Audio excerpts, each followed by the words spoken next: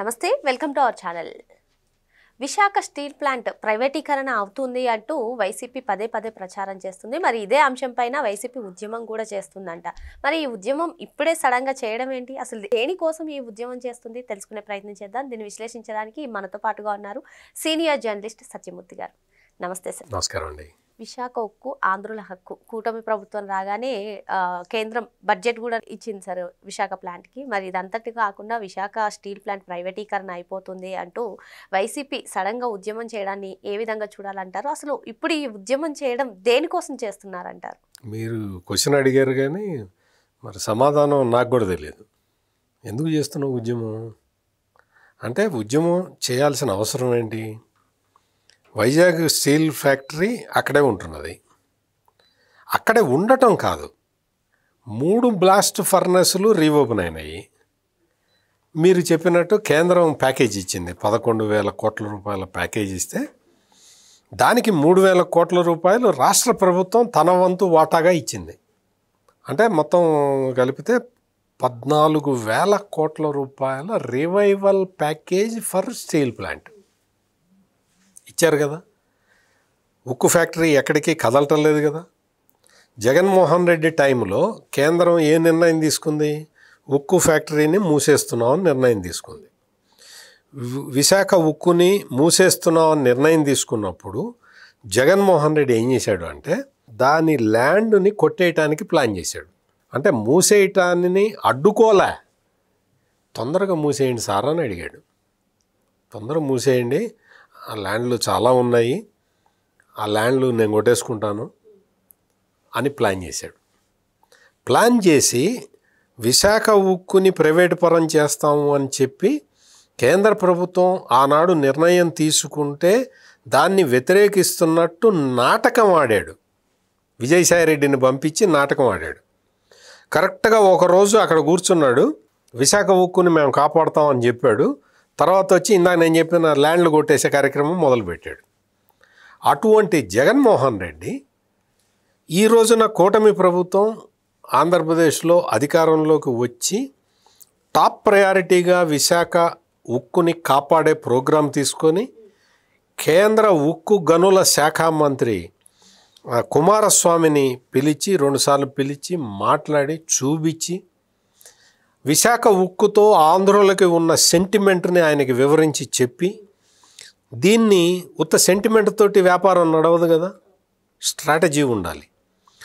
ఇదిగో ఇది స్ట్రాటజీ. ఈ స్ట్రాటజీ ప్రకారం వెళ్తే విశాఖ ఉక్కుని టర్న్ అరౌండ్కి తీసుకురావచ్చు. టర్న్ అరౌండ్ అంటే నష్టాలు లేకుండా చేయొచ్చు అని ఒక కాంక్రీట్ ప్రపోజల్ ఇచ్చి, ఆ ప్రపోజల్ని సహాయ మంత్రి శ్రీనివాస వర్మని అక్కడే కూర్చోబెట్టి, కేంద్ర సహాయ మంత్రి ఉన్నాడు, నరసాపురం పార్లమెంటు సభ్యుడు, ఆయన కేంద్ర సహాయ మంత్రి శ్రీనివాసరాజుని, ఆయన అక్కడే కూర్చోబెట్టి ఆయనతోటి వర్కౌట్ చేయించి, చంద్రబాబు నాయుడు దాదాపుగా ఒక 6-7 సార్లు ప్రైమ్ మినిస్టర్ని, ఆర్థిక మంత్రిని కలిసి, ఇదిగో ఇది ఇట్లా చేద్దాము, విశాఖ ఉక్కు అనేది మాకు చాలా కావాల్సిన ఆ ఫ్యాక్టరీ మాకు సెంటిమెంటు, దాన్ని నేను కాపాడుతాను, దాన్ని నేను టర్న్ అరౌండ్కి తీసుకొస్తాను, దయచేసి మీ నిర్ణయాన్ని మీరు క్యాన్సిల్ చేయండి, దాన్ని రివైవ్ చేద్దాము అని చెప్పి చెబితే, ప్రైమ్ మినిస్టరు ఆర్థిక మంత్రి నిర్మలా సీతారామన్ కూడా దానికి ఒప్పుకొని, జనరల్గా ఒప్పుకోరు.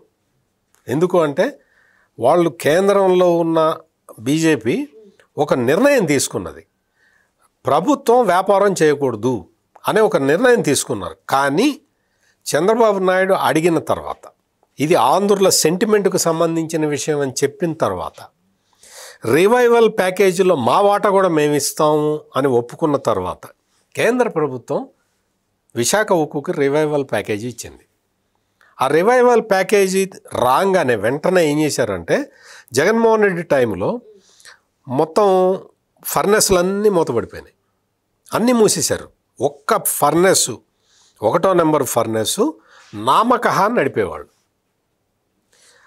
కూటమి ప్రభుత్వం అధికారంలోకి రాగానే 1వ ఫర్నెస్ని ఫుల్ లెంగ్త్కి తీసుకెళ్లారు ఫస్ట్. తర్వాత 2nd బ్లాస్ట్ ఫర్నెస్ని ఓపెన్ చేశారు. 3rd బ్లాస్ట్ ఫర్నెస్ని తర్వాత ఓపెన్ చేశారు. ఇప్పుడు ఫుల్ లెంగ్త్ కెపాసిటీకి వైజాగ్ స్టీల్ ప్లాంట్ వచ్చేసింది. నీకు రా మెటీరియల్ వాటికి సంబంధించిన అగ్రిమెంట్లు అవన్నీ జరుగుతూ ఉన్నాయి. రా మెటీరియల్ ప్రొక్యూర్మెంట్ని, ఆ కాస్ట్ ఆఫ్ రా మెటీరియల్ ప్రొక్యూర్మెంట్ని తగ్గించారు. They are taking different planning చేసుకొని డిఫరెంట్ వ్యూహాలతోటి ప్రొక్యూర్మెంట్ కాస్ట్ని తగ్గించారు. తర్వాత నెక్స్ట్ ఫేజ్లో ఏంటి, ప్రాఫిట్లోకి తీసుకురావాలి అంటే అన్నెసెసరీ శాలరీ బర్డెన్ని తగ్గించుకోవాలి. అన్నెసెసరీ శాలరీ బర్డెన్ని తగ్గించుకోవాలి అంటే ఇప్పుడు దాదాపుగా ఒక చాలా క్యాంటీన్లు ఉన్నాయి అక్కడ. ఎన్ని క్యాంటీన్లు అవసరమో అన్నీ ఉండాలి. అంతేగాని ఎక్సెస్ క్యాంటీన్లు పెట్టేసి దానికి స్టాఫ్ని రిక్రూట్ చేసుకొని ఆ స్టాఫ్కి స్టీల్ ప్లాంట్ నుంచి జీతాలు ఇప్పించి ఇటువంటిది, అంటే ఒక ఎగ్జాంపుల్, క్యాంటీన్లది ఒక ఎగ్జాంపుల్ చెప్పా.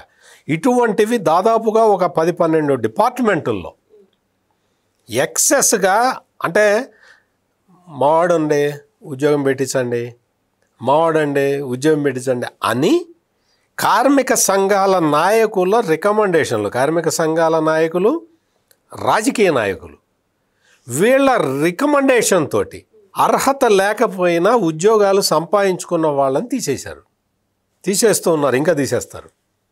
ఎందుకు అంటే నువ్వు పైగా అప్పుడు ఒక పెద్ద స్కాండల్ కూడా బయటకు వచ్చింది వైసీపీ టైంలో. విశాఖ ఉక్కులో మేము మీకు జీతం ఇప్పిస్తాము, మాకు 3 లక్షలు కట్టండి, 5 లక్షలు కట్టండి అని చెప్పి 3 లక్షలు 5 లక్షలు వసూలు చేసుకొని ఉద్యోగాలు ఇప్పించారు. ఈ రోజున ఆ ఉద్యోగాలు తీసేస్తూ ఉంటే ఎవడైతే ఎవడు డబ్బులు వసూలు చేశాడో కూడా నా దగ్గర సమాచారం ఉంది, కానీ నేను చెప్పను. ఎవడైతే డబ్బులు వసూలు చేశాడో వాడు డబ్బులు తిరిగి కట్టాల్సి వస్తున్నది ఇప్పుడు ఈ రోజున. మరి ఉద్యోగం పోయింది కదా, నీకు 5 లక్షలు ఇచ్చి నేను ఉద్యోగం తెచ్చుకున్నాను కదా, ఇప్పుడు నా ఉద్యోగం పోయింది కదా, నా 5 లక్షలు నాకు ఇయ్యని అడుగుతున్నాడు వాడు. అందుకని చెప్పి ఈ రోజున విశాఖ ఉక్కు మొత్తం విశాఖ ఉక్కుని ప్రైవేటైజ్ చేయటలేదు, విశాఖ ఉక్కుని ముయ్యట్లేదు. 14,000 కోట్ల రూపాయల ఆర్థిక ప్యాకేజీ, రివైవల్ ప్యాకేజీ వచ్చింది. 3 బ్లాస్ట్ ఫర్నెస్లు పనిచేస్తున్నాయి, టర్న్ అరౌండ్కి రాబోతూ ఉన్నది. ఎందుకు యాజిటేషన్ చేస్తున్నావు? What is your problem? What is your problem is అంటే నీకు ఇప్పుడు వచ్చిన సమస్య ఏంటంటే నువ్వు దొబ్బిన డబ్బులన్నీ తిరిగి కట్టాల్సి వస్తున్నది. అందుకని ఈ కొంతమంది యూనియన్ నాయకులు, కొంతమంది వైఎస్ఆర్ కాంగ్రెస్ పార్టీ నాయకులు వీళ్ళందరూ కలిసి మేము ఉద్యమాన్ని చివరి వరకు తీసుకెళ్తాం. అంటే మళ్ళీ మూసేయిస్తావా? విశాఖ ఉక్కులో అన్రెస్ట్ క్రియేట్ చేసి విశాఖ ఉక్కుని మూసేయించటానిక నీ ప్రయత్నం? జగన్మోహన్ రెడ్డి నువ్వు చెప్పు, ఎందుకు ఉద్యమం చేస్తున్నావు చెప్పు, కారణం ఏంటి? విశాఖ ఉక్కు ప్రైవేటైజేషన్ చెయ్యకుండా ఆపేసి ఆర్థిక ప్యాకేజీని ప్రకటించి రివైవ్ చేస్తున్నందుకు ధన్యవాదాలు చెప్పే తీర్మానాన్ని అసెంబ్లీలో మండలిలో ప్రవేశపెడితే దాన్ని వ్యతిరేకించింది ఈ వైఎస్ఆర్ కాంగ్రెస్ పార్టీ. ఎందుకు వ్యతిరేకించావు? నీకు ఇష్టం లేదా? అంటే విశాఖ ఉక్కు రివైవల్ ప్యాకేజీ నీకు ఇష్టం లేదా? చెప్పు, అదే చెప్పు. విశాఖ ఉక్కుకి 14,000 కోట్ల రూపాయలు ఇవ్వటం నేను ఒప్పుకోవట్లేదు అని చెప్పు జగన్మోహన్ రెడ్డి. నీకు ధైర్యం ఉంటే. ఈవెన్ గతంలో షర్మిల కూడా చెప్పింది కదా సార్, ఈ విశాఖ స్టీల్ పైన ఏదో స్టాండ్ తీసుకోబోతుంటే అసలు మీకు మాట్లాడే అర్హతే లేదు, దీన్ని ప్రైవేటీకరణ చేసిందే మీ హయాంలో అని కూడా ఆమె కూడా చెప్పింది. అయినా కానీ ఇప్పుడు ఈ ఉద్యమం అదే ఇది అంతా కూడా నేను చెప్తున్నా కదా. ఈ వైఎస్ఆర్ కాంగ్రెస్ పార్టీ సంఘ విద్రోహ శక్తుల పార్టీలాగా ప్రవర్తిస్తున్నది. రాష్ట్రంలో ఏ మంచి పని జరిగినా అడ్డుకుంటున్నారు. నక్కపల్లిలో ఆర్సెల్ఆర్ మెటల్ స్టీల్ ఫ్యాక్టరీ వస్తున్నది. స్టీల్ ఫ్యాక్టరీ వచ్చేస్తుంది 1,47,000 కోట్ల రూపాయల పెట్టుబడి. వాళ్ళు ఏం చేస్తున్నారు తెలుసా? ఆర్సెల్ఆర్ మెటల్ వాళ్ళు స్టీల్ ఫ్యాక్టరీ పెట్టడంతో పాటు అనుబంధంగా ఒక ఓడరేవని పెట్టుకుంటున్నారు. నీకు ఎంత అడ్వాంటేజీ, నీకు ఎంత ఇన్కమ్ జనరేట్ అవుతుంది రాష్ట్ర ప్రభుత్వానికి. నీకు ఎంతమందికి ఉపాధి కలుగుతుంది? ఆర్సెల్ఆర్ మిట్టల్ స్టీల్ ఫ్యాక్టరీ తోటి దాదాపుగా 70,000 మందికి డైరెక్ట్ ఎంప్లాయ్మెంట్ జరుగుతుంది. వాళ్ళు కట్టే పోర్టు వల్ల 45,000 మందికి ఉపాధి కలుగుతుంది, డైరెక్ట్ ఎంప్లాయ్మెంట్. మరి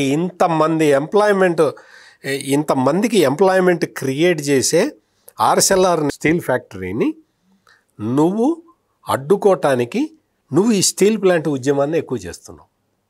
ఏం చెప్తున్నావు? ఆర్సెల్ఆర్ మిట్టల్ కంపెనీని తీసుకురావటానికి విశాఖపట్నం స్టీల్ని మూసేస్తున్నారని ప్రచారం చేస్తున్నావు. విశాఖపట్నం స్టీల్ని ముయ్యట్లేదు, వైజాగ్ స్టీల్ని ఇంకా పకడ్బందీగా నడుపుతున్నారు. ఈ జగన్మోహన్ రెడ్డి అండ్ బ్యాచ్కి వీళ్ళెవరికి తెలియని విషయం ఏంటంటే, విశాఖ స్టీల్ తయారు చేసేది స్టీల్ రాడ్లు, స్టీల్ పైపులు అవి తయారు చేస్తుంది. వైజాగ్ స్టీల్లో బై ప్రోడక్ట్గా కోల్ వస్తుంది, యూజ్డ్ కోల్ అది వాడతారు. ప్లస్ అది కాకుండా నీకు కొన్ని తారు ఉంటుంది కదా, రోడ్లు వేస్తారే, ఆ టైప్ ఆఫ్ బై ప్రోడక్ట్స్ వస్తాయి, అవి అమ్ముతుంది వైజాగ్ స్టీల్. ఆర్సెల్ఆర్ నిప్పన్ ఏం చేస్తుంది తెలుసా? అది స్టెయిన్లెస్ స్టీల్ ఫ్యాక్టరీ. దానికి దీనికి కాంపిటీషనే లేదు. అది తయారు చేసే వస్తువులు ఇది తయారు చేయదు, ఇది తయారు చేసే వస్తువులు అది తయారు చేయదు. 2 ఫ్యాక్టరీలు తీసుకొచ్చి పెడుతూ ఉంటే నీకేంటి కడుపు నొప్పి? స్టెయిన్లెస్ స్టీల్ తయారు చేసేది ఆర్సెల్ఆర్ మిట్టల్, స్టీల్ రాడ్స్ అవి తయారు చేసేది విశాఖ స్టీల్. నీకేంటి ప్రాబ్లం ఏంటి? నీ కడుపు నొప్పి ఎందుకు?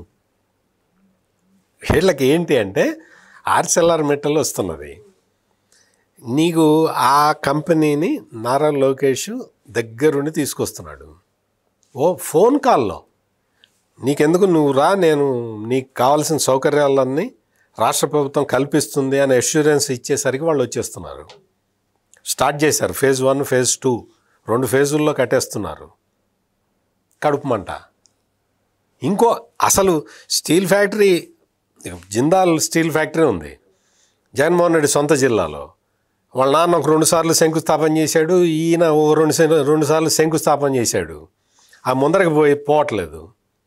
ఇప్పుడు ఏమైందో తెలుసా? లేటెస్ట్ వాళ్ళు రాష్ట్ర ప్రభుత్వం, జిందాల్ స్టీల్స్ JSW వాళ్ళు రాష్ట్ర ప్రభుత్వంతో ఒప్పందానికి వచ్చేసారు. వాళ్ళు స్టీల్ ఫ్యాక్టరీ అక్కడ మొదలు పెడుతున్నారు. రిక్రూట్మెంట్లు స్టార్ట్ అయిపోతున్నాయి. జగన్మోహన్ రెడ్డి సొంత జిల్లాల్లో కూడా స్టీల్ ఫ్యాక్టరీని తేలేకపోయాడు. అంత పనిమంతుడు ఈ జగన్మోహన్ రెడ్డి. ఈ రోజునొచ్చి వైజాగ్ స్టీల్ని కాపాడుతాను. నువ్వు కాపాడేది ఏంటి? నువ్వు దాన్ని చెడగొడుతున్నావు, దాని భూములు అమ్ముకోవడానికి ప్రయత్నం చేసిన వాడివి నువ్వు. నీ జిల్లాలో స్టీల్ ఫ్యాక్టరీ తెచ్చుకోవడం చేతకాల. తెచ్చుకోగా JSW స్టీల్స్ వాళ్ళు ఆంధ్రప్రదేశ్ నుంచి వెళ్ళిపోతున్నారు, ఒరిస్సా వెళ్ళిపోయారు అని ప్రచారం చేశాడు. JSW ఒరిస్సా ప్లాంట్ వేరు, కడప ప్లాంట్ వేరు, దాని ప్రోడక్ట్స్ వేరు, దీని ప్రోడక్ట్స్ వేరు. బేసిక్ నాలెడ్జ్ కూడా లేకుండా ఇటువంటి ప్రజల్ని తప్పుదో పట్టించే ఉద్యమాలు చేయటం అనేది వైఎస్ఆర్ కాంగ్రెస్ పార్టీకి కరెక్ట్ కాదు. ప్రజల్ని ఎడ్యుకేట్ చేయటానికి రాష్ట్ర ప్రభుత్వం ప్రయత్నం చేస్తూ ఉన్నది. మొత్తం విశాఖపట్నం వైజాగ్ స్టీల్స్ ఉండాలి అని కోరుకునే నాలాంటి వాళ్ళు ప్రజలకి విడమర్చి చెప్తారు, జగన్ నీ ఆటలు సాగవు. మరో అంశంతో మళ్ళీ కలుద్దాం. Thank you sir. నమస్కారం అండి.